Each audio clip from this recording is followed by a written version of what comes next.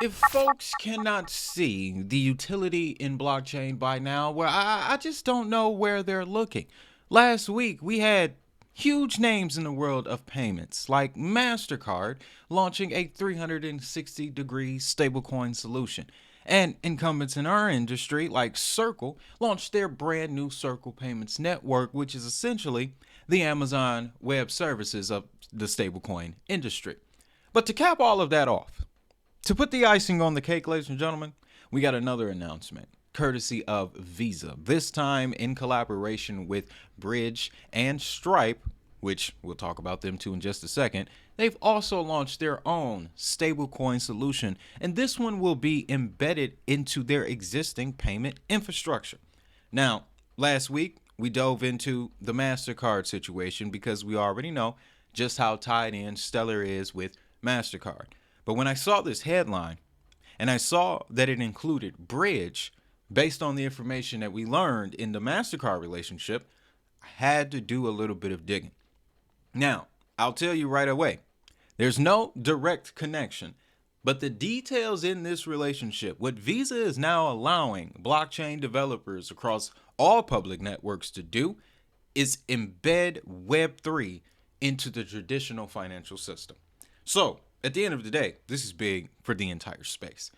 With that, we're going to dive into the details. I want to welcome you to another edition of the DHN Crypto Podcast. I've been in the space since 2019, and I've researched over 1,000 digital assets. But the primary reason I sit here in front of this camera at this desk next to this excellent microphone here is to share all that knowledge with you. All I'm asking in return, you hit that like button or subscribe if you find value. I have a goal. I want to see this channel hit 100,000 subscribers by the end of the year. In return, I got a couple tokens for you. Let's hop over to the terminal so I can share those with you, starting with the new financial system master sheet. It's not usually the first tab I click on, but yes, this is a product that we have on the channel. You see the networks listed here are the ones that we will cover the most on this channel. That has given us the opportunity to list all of the organizations that these networks that align with the new financial system have collected since their origins. When you download this master sheet, you will learn that there's a lot of overlap here. Circle is all through this. Layer 0, there's another company involved here that in interoperability. Axlar is starting to populate throughout this list. Open Zeppelin is another one. But you'll start to see that overlap, and it gives you the best picture of how connected the new financial system truly is. Now, this pairs greatly with the DHN Blockchain Starter Kit for 2025. If you're new to the space, I put together a dossier of crypto resources, links, and tools that you need to navigate the crypto space effectively. I've even added some insights from my years in the blockchain space in the form of the adoption model, which is a visual representation of how blockchain technology is adopted. 5 verticals of blockchain, simply an easy way to define all of the craziness that you see come out of this market. And again, you'll get links to my socials, but that's the least important thing. The most important piece is the criteria for evaluating digital assets on blockchain. Our conversation here is the new financial system. So I'll never tell you to invest strictly in the assets that we talk about. I created this criteria for you to apply to any asset that you hold. Because if any asset does not contain these 4 things, you won't see any value anyway. So links to both of those will be in the description as well as the pinned comment. And then I'll talk a little bit more about this little number here at the end of the video. So let's dive into this here. Bridge partners with Visa to launch stablecoin card issuing products. So topics of discussion in this episode. Very important theme here I want you to keep on the top of your mind is the card issuing network. We found out last week that MasterCard's card program, there's a criteria. You have to do a certain amount of volume in order for you to get one of those cards, right? I believe Coinbase has their MasterCard. Uphold has a MasterCard not available in the United States. But Visa is the interesting one Because if I'm not mistaken, and I haven't had a crypto.com card in quite some time, but that's a Visa one. And that would be very interesting. I'll save that little nugget towards the end. Visa and crypto.com have some very interesting connections. But let's read the top of this here. Fintech developers using Bridge can now offer stablecoin linked Visa cards to their end customers in multiple countries through a single API integration. That API integration that they're using is the Bridge Orchestration API, which was the same orchestration API that Stellar and AirTM used to run a similar type of network in Latin America, right? So listen to how this will be embedded, though, because the key pillar to this is all of this will be on the back end. It will look no different from what Visa already offers. It just will now be able to expand its payments infrastructure, right? Cardholders will be able to make everyday purchases from a stablecoin balance at any merchant location that accepts Visa. And as of last count, ladies and gentlemen, that is 150 million different places. All right, 150 million. But when a customer in Colombia shops locally and uses their Bridge-enabled Visa card to pay a merchant, Bridge deducts the requisite funds from the customer's stablecoin balance and converts the balance to fiat, enabling the merchant to get paid in their local currency like any other transaction. Customers can add these cards to supporting digital wallets and pay at the 150 million plus merchant locations that accept Visa. The key component here, customers can add these cards to supporting digital wallets. Right there is where I see the Stellar entry point because of the numerous wallets that are on the Stellar network. Also, due to the relationship that Stellar has with Bridge and RTM, this involved using Stellar-based wallets. Let's read here. With Bridge Orchestration's API, RTM can create virtual accounts for workers, each with a unique account and routing number. Bridge converts incoming USD payroll payments to USDC, fully reserved dollar, and sends payments to recipients' RTM wallets via Stellar's public chain. So the very key thing about this relationship and where Stellar could potentially be involved would be the wallets. What are the supporting digital wallets and where can they be used, right? And what network would they be on? As it stands right now, all things are pointing to Stellar simply because of the presence of Bridge. That's really what I'm going on here, right? And then I'm also going on this as well. I'll pull this up.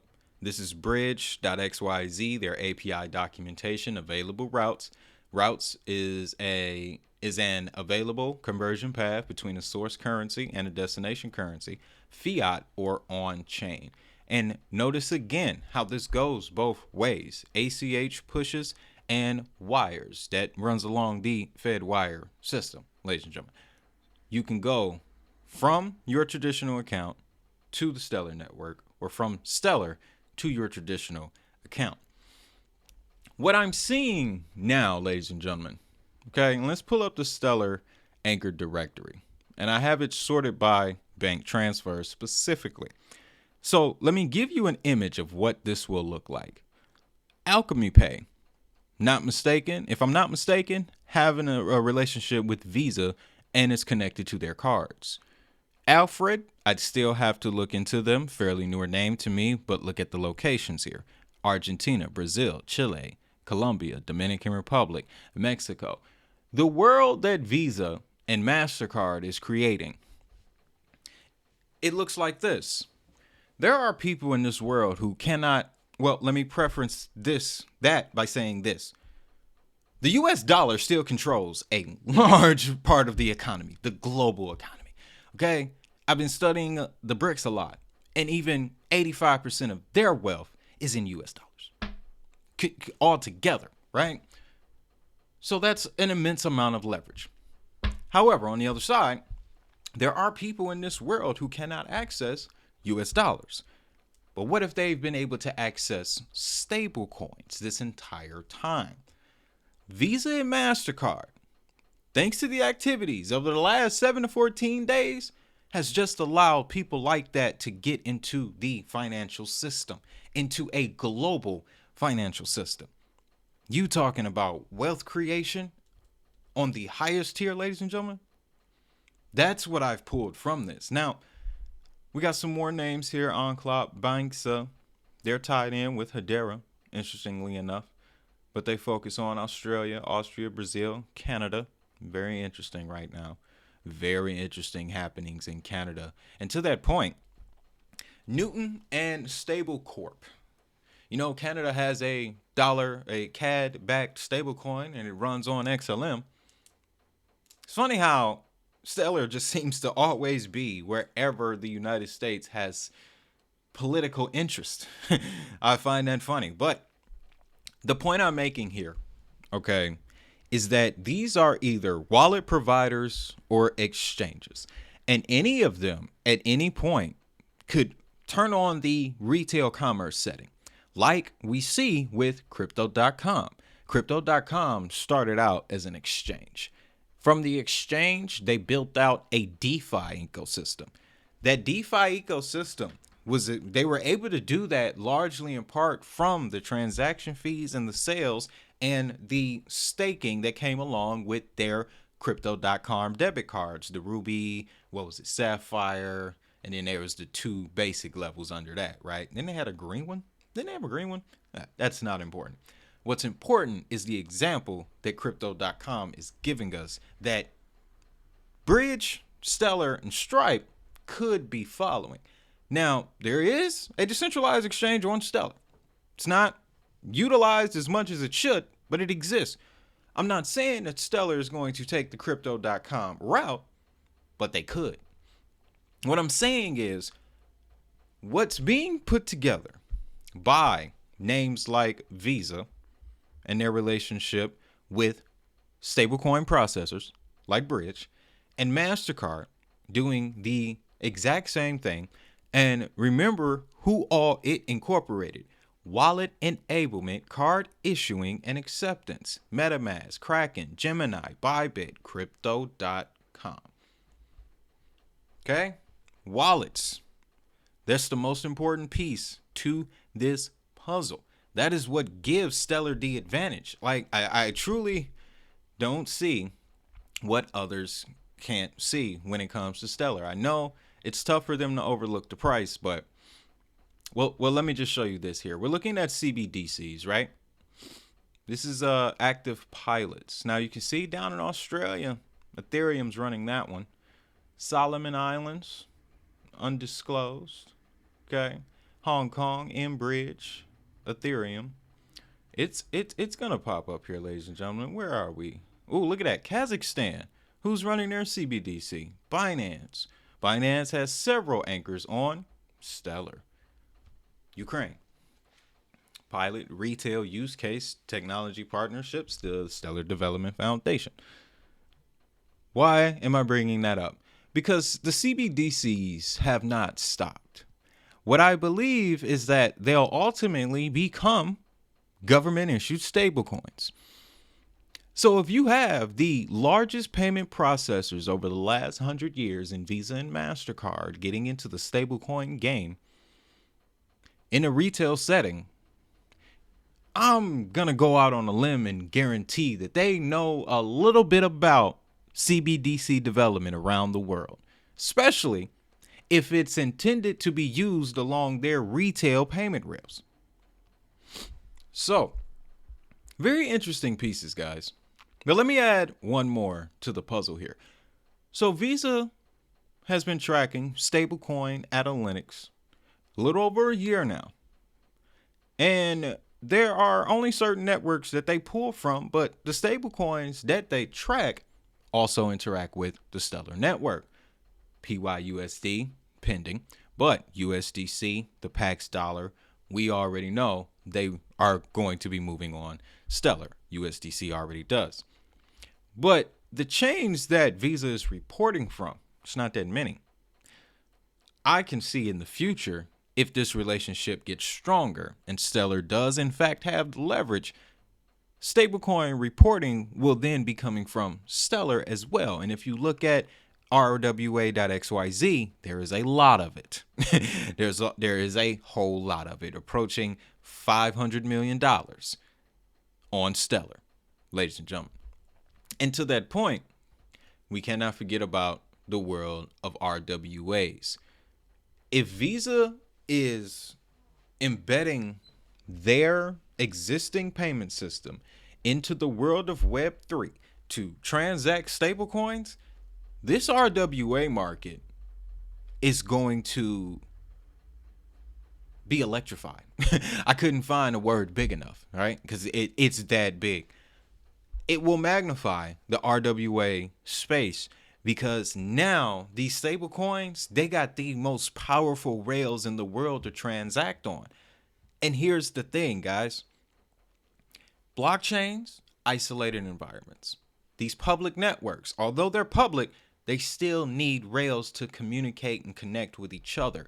Assets, these digital assets, they are designed to move across chain, on chain, off chain, multi-chain, all chains or no chains. That's the thing. These assets are designed to do that. And what we're seeing with stablecoins is the ultimate exercise of it. So again, to bring it all back home here, we have MasterCard and Visa now officially involved with Web3 using a stablecoin, which is essentially a dollar in a digital form, in a digital package, right? They're all backed one-to-one by dollars. So clearly they can operate the same way. And Visa and MasterCard have figured it out. My position, the way I'm looking at it, is that public networks that support all of this 242 billion stablecoin market cap are about to see major runs, man. And I know the markets themselves right now are a bit wobbly. I wouldn't put too much into that. It's May. Summer times are always volatile in crypto, all right? But just know, when that next run up happens, there is more liquidity than before. There will be more stable coins than before. There will be more activity than before. And the next run up will be shorter than the last one. Just my thoughts. So with that, guys, it's very important that you pick up your fundamental knowledge of blockchain technology. And that's why I created Blockmaster. It'll tell you everything you need to know about the world of blockchain. We go over crypto wallets, smart contracts, tokenization, DeFi, the history of blockchain, who actually created decentralized finance in the beginning. All of it, guys. Anything that you really need to know. And then on top of that, guys, don't forget about your blockchain starter kit for 2025. And as well as the new financial system master sheet. Both of these, all three of these, you can access in the description under this video, as well as the pin comment. So with that, y'all know what time it is. If that money is digital, so is the hustle.